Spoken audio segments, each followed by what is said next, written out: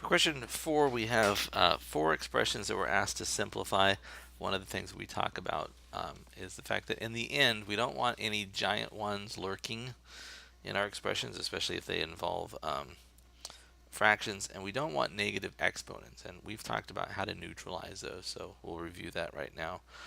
So for 4a, if I look at this, it's the product of two monomials, and I can see that I have a numerical coefficient of 3 and 5. And when I multiply those two, I do get 15. So this is going to start with a 15, and you can see where that comes from. The other thing that I see is I have 3 factors of x times x times x, and I'm multiplying that by 5 additional factors of x. When I do that multiplication, I end up getting x to the 8th power. There are 8 factors of x there.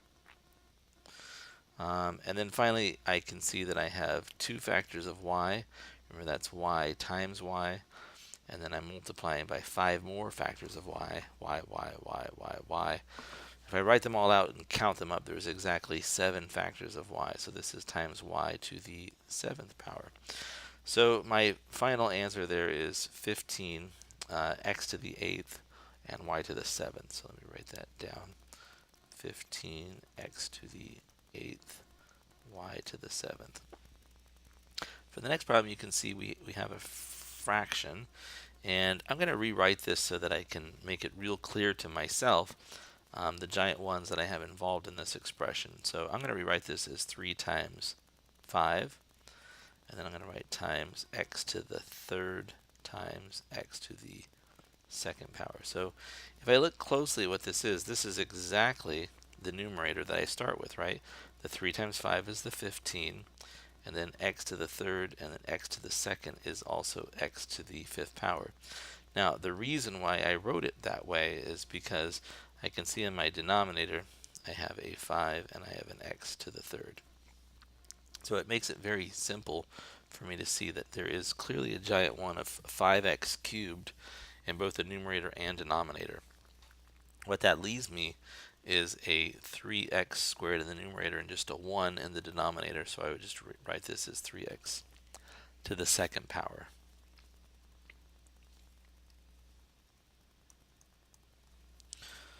For part C, I have exactly 4 copies, and the reason why I'll highlight it in green is because my exponent here is 4.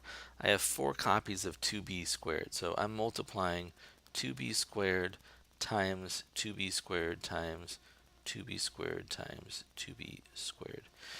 And if I look at it, there's 4 factors of 2 there, and if I multiply those out, that's a 2 times 2 is 4, times 2 is 8, times another 2 is 16. So my answer is going to have 16. And then if I look at the factors of b, I've got b squared, that's bb, bb, bb, bb. And if I count those up, that's a total of 8b. So this is 16 times b to the 8th power.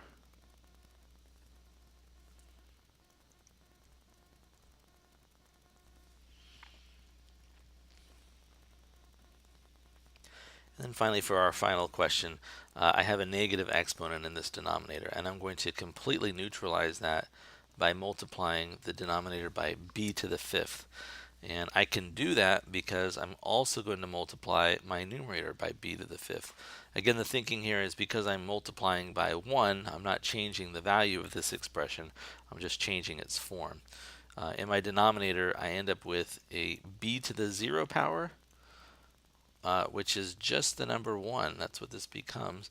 And in my numerator, I have b to the 7th power. So this ends up being just b to the 7th power over 1, or b to the 7th power.